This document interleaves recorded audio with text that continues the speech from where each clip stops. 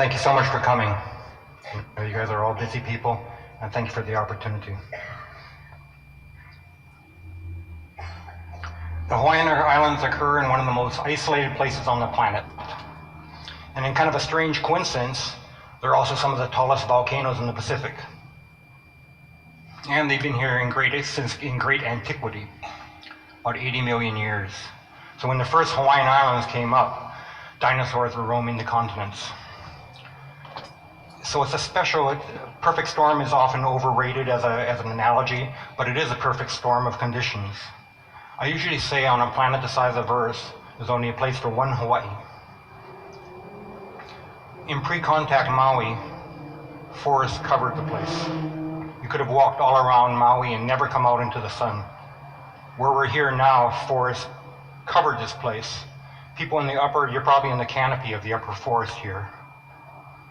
I think that's an important thing, and it's this antiquity and isolation that stopped the mammals from getting here, and that created a special situation where the birds ruled the world, and they became everything.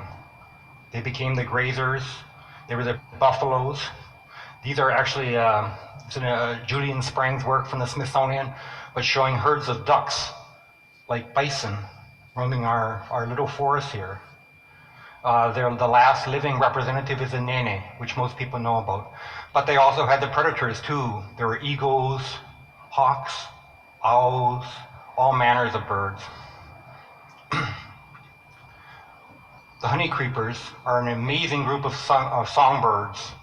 You know, if you go island hopping around the Pacific, you usually see a certain set of birds. There'll be a thrush, and a couple of parrots, and this and that.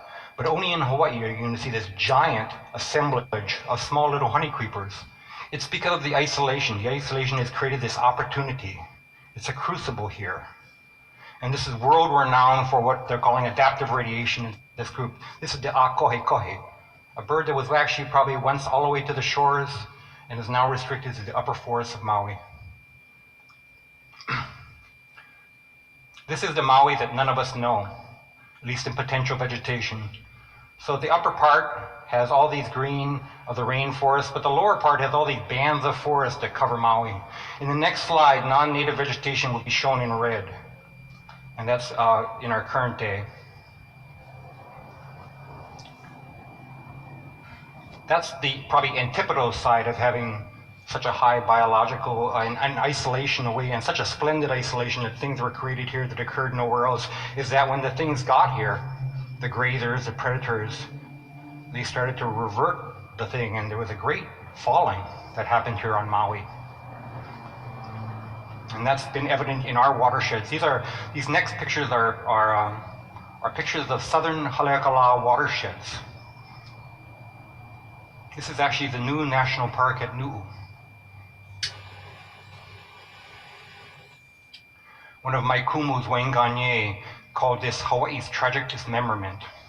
Almost all the eroded watershed lands in the Hawaiian archipelago occur on Maui.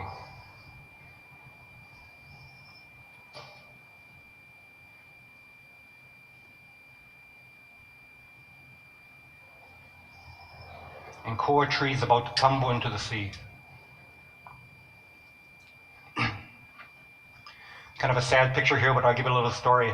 I always say information is a dangerous thing, and even learning names is a dangerous thing.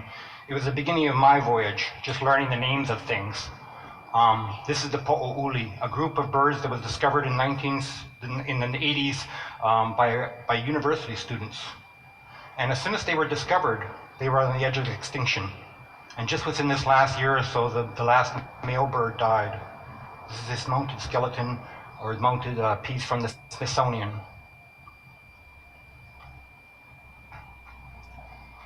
I'll switch over to southern Haleakala and to a place, Oahi, that I know very well.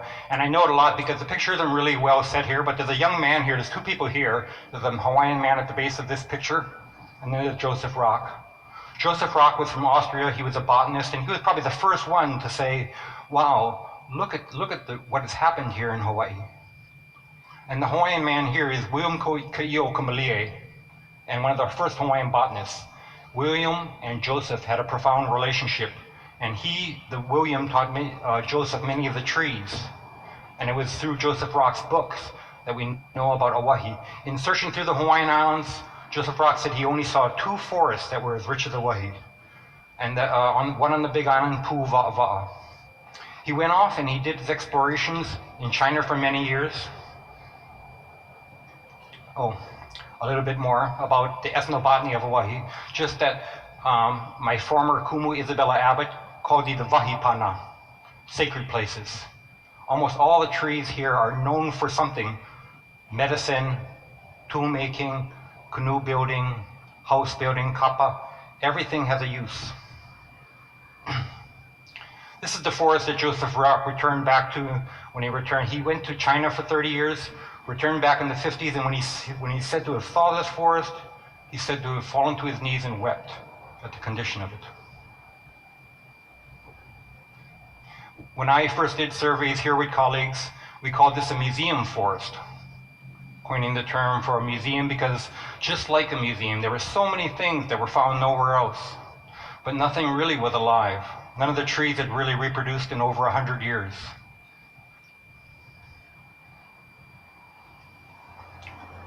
That situation I was just a young man at the time, and at that time there was a kind of almost an antagonistic relationship between ranch owners and biologists. But I started to talk to the Erdman family who owned the land, and they kind of have a rebel attitude and a willingness to try things. And so we kind of formed a little team here to try to do something. Even if we failed, we felt that was the best thing to do. We came up with a plan. Let's build a house. Let's build a house around the trees with their native shrubs, and let's see what happens. I can remember when we first started to plant them out, I didn't know what was going to happen. And I told people, I'll never see the end of this. I did do some things right. I made the fence a perfect square. It was hard to do. But I didn't want anybody ever to mistake it for a natural feature. And I told people, one day I won't be here, but you're going to be flying an Aloha Airlines jet over here, and you're going to look down and you're going to see a square. And you're going to say, who waters that square? Well, this is a Google Earth picture of our exposure. I'm a better ecologist than I am a business manager. Aloha Airlines isn't here anymore.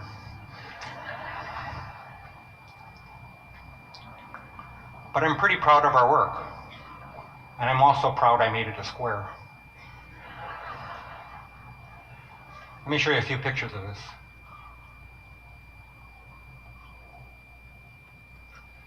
If you look into the background too, we started off with 10 acres, and we kind of finished the 10 acres. We went on to another 20 acres. And now with the Erdman's help, just giving away land, we're on another 150 acres. I'm a specialist in dryland forest, one of the people in the Hawaiian Islands who's supposed to know them the best. But as every year goes by, I know the forest less and less. They're kind of marching back in time to the way they used to be. Sometimes plants try to make a jailbreak, and they jump out of the fence. But it's kind of actually almost sad because the fences are patrolled constantly by the things that made it that way in the first place. So sometimes endangered species jump out of the fence. I see them and I say, you really should be back in the fence. And then maybe in a month or two they're gone.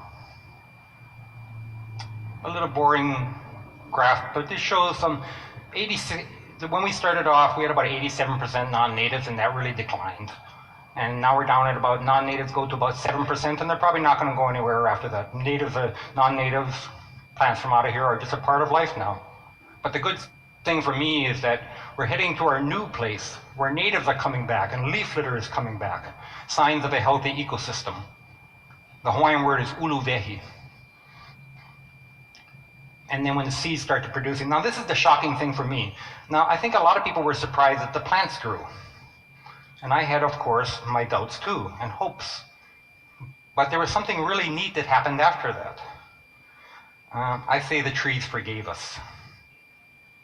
Many of them started to have babies of their own. Okay? First it was the common things, and people would say, oh, well, I expected that. And then it was the rare things. And then they really started to come. Okay. It's the kind of thing that for a biologist, I always tell people, if you go to some shopping center and you only see old people, there's something wrong with that. It's what we call an unbalanced stand structure.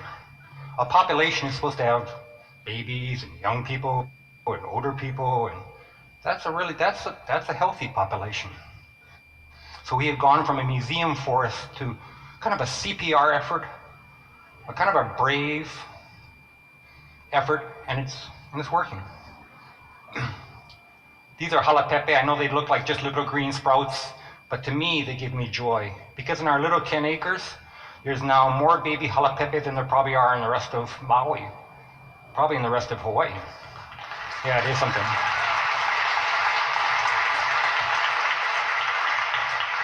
It is something really cool, because you can plant something and you can do your part, but when you do your part and something else responds, it's an amazing feeling. It's actually momentum.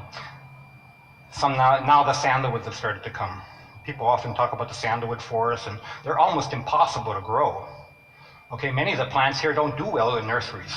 It's almost like outplanting them is almost like releasing them. And then they really thrive. Now we're starting to have keiki of sandalwoods come up. If you kind of put your hand up over here, this is where we started. That's what it was when we started, and many people are saying, oh, Art, give up. And then this is where we're headed. And I won't be here for that next stage, but I'm hopeful that this forest now becomes 40, 50 feet. It's not just about creating hard to get to botanical gardens. I work for a research outfit, and now we're trying to are we bringing back function? Are the forests starting to treat water a different way? Are they holding water better? Are they purifying it? We don't really have the results in, but things are looking pretty cool. For a 10-year-old forest, there are really starting to be profound differences, and you rarely have this kind of comparison. Okay, now for an epiphany for me. When I started this, I just wanted help saving the plants, and I was trying to get the help of people. I really didn't appreciate people that much. To me, I just thought that they were helping me. And then something happened in me, kind of an epiphany.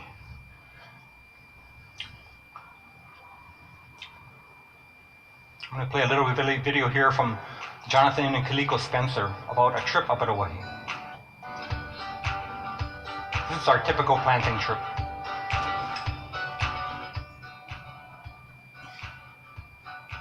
I'm amazed at all the good-hearted people that come. We haven't had an empty seat in like 3.5 years. Everybody always comes to help the mountain, but I always tell people that no one ever helped the mountain as much as the mountain helped them when they left. It's this idea of how do you feel when you help somebody across the street? Oh, they need the help. And then what if that person is a Hawaiian kupuna? How do you feel? I told people you should be honored to lift a stone. Okay, it's part of our work. So we do it every month. We gather together. I used to fear them because I'm a shy person. I'd have to meet 30, 40 new people. Now I so look forward to them because it actually gives me hope in humanity. Not really much else in my life that does, being honest. I could watch television and I really don't get that much hope out of there. But when I meet those 30 to 40 people, it's a profound and concrete feeling that Maui cares. We meet, we go up, we usually spend the day. For people who don't know how to spend the day in the mountains, it's a really new experience. Are we going to spend the whole day here? And I really like to see that evolution to those same people at the end of the day saying, do we have to go? I'm not done yet. We don't do any make work programs. I don't believe in giving people unimportant work. I already know that it's important. So my My job is to get that experience in the hands of other people. This young woman is planting actually one of the rarest plants in the world. Only 30 plants are known from Canayo. Okay? I gave her the keiki, and I know that little moment when she put it in the ground was profound for her. That means more to me than myself putting it, of course. And then the beautiful people. And that feeling at the end of the day, that incredible feeling. That Hawaiian man, there wasn't a really good image there, but in that photograph, but that Hawaiian man, this is his great-grandson. I know Pio Kamilie. He works for me now. And if the generation wasn't more secure than it could be, this is Kala'au, the great-granddaughter of that man in the picture. Really strong-minded. She's one of our best planters. And you read the T-shirt. My mom and dad made me solid. Okay. So you're looking at a future land manager for Haleakala.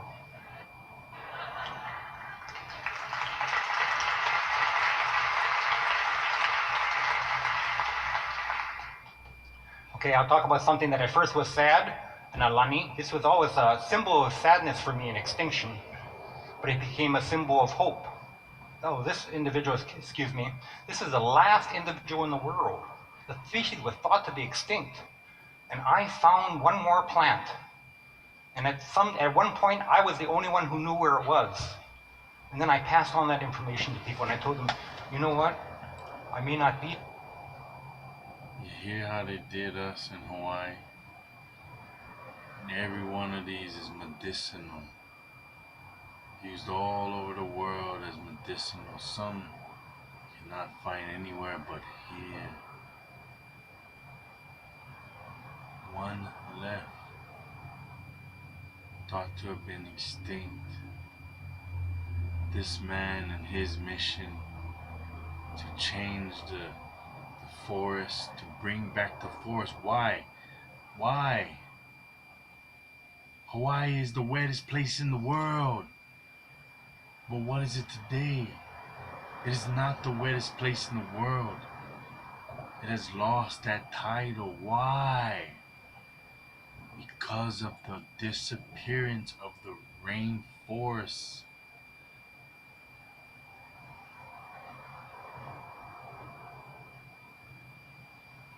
When he was trying to grow these plants in a botanical sense, in like a greenhouse, they wouldn't grow. He put them in the ground, showed them purpose, cleaned the area up of invasive species, and they grew. And not only grew, but they started giving keikis, giving babies. The world is just waiting for us to wake up and treat nature as we used to. Work with nature and bring back the beauty of the world as it once was. He's showing you how you can take 200 acres and change the world, change an island, change people's mentalities, change the world, change the world. Here, but you have responsibility now. You're not responsibility. Noah. You're not free. You have kuleana.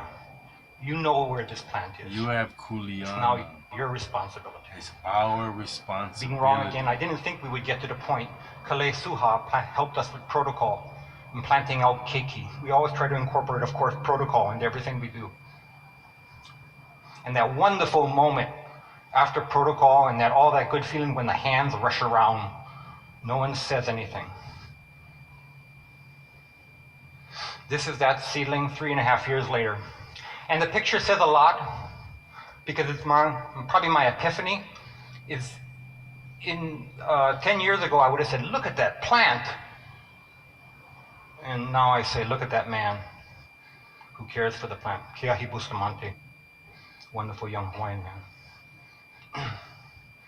Another example when I'm wrong, a super rare plant, the hole. I said, oh, we'll never see a lay of this. This is a beautiful, like pikake. We'll never see a lay of this in my lifetime. Until the volunteers brought me one.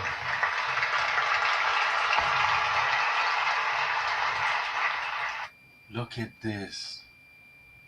You wouldn't believe the smell of this flower lay, of this plant. Hasn't been around for 100 years, or so we were led to believe. But one plant was found, and now, because of the efforts of this man, Dr. Arthur Medeiros, a Portuguese descendant, now there are more than one, and more can be cared for. We must take back our original missions of working with nature and help our future and our seeds and their futures in revitalizing this world. Once again, just the pride I feel in my change and just seeing pride in young men. I was always so uncertain of my job. Is this all going to be worth it? Maybe I should retire and make real money somewhere. And it's working with actually young men that has reinvigorated my own career. And working with the whole Maui community. I tell people, if you're in Maui, you should be part of the Army. And if you're not part of the Army and you don't know what I'm talking about, then maybe you should become a little more educated. Our group has only gotten more powerful, 1,700 members. But I don't like to talk about the group. I like to think of the mission as being most important. We're not club-carrying members. We're just trying to do our part to protect Maui. And now, of course, I also like to work with young people. And the Hawaiian expression that I always think of when I see this picture is Malie paha ke iki unu, paha ka paha ka ole a ole ka. Perhaps it is the little rock that stops the big stone from falling down. I kind of have a little prepared ending. See all these little sayings that my people had, the wisdom, the philosophy of my people to the generations, so profound. We must get back to that. What we were, what we once were. We must become who we're supposed to be, what we were created to be. Let's get back to our culture. If we're to be successful in restoring our Hawaiian watersheds, responsible science, I'm a scientist, so responsible science is going to have to play a key role. We are in no analog times. There have never been times like this here. And new ways of doing business are now required of us. We need to develop and test new ways to achieve our goals. And responsible science is a science that does not serve itself, but instead dreams for the people, anticipates, tests, reports, and serves the people and enhances the places we live in. One of my heroes, Jeff Park, always says, at this point in the degradation of nature, the last fragments are unimportant compared to the hearts and minds of people. Because without the hearts and minds of the people, the last fragments don't stand a chance.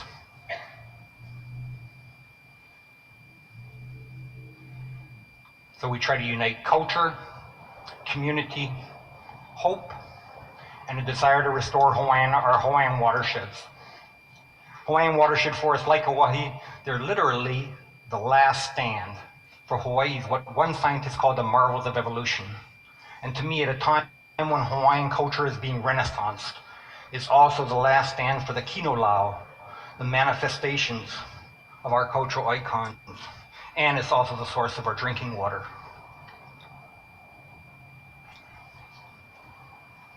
And to me, I guess an important part of that is also hope. science, community, culture. You know, here, these are words, but here on Maui, we prepared ourselves for doing that impossible turn and turning the canoe around and restoring our watersheds. And I'm proud of the work that we've done here. So thank you so much.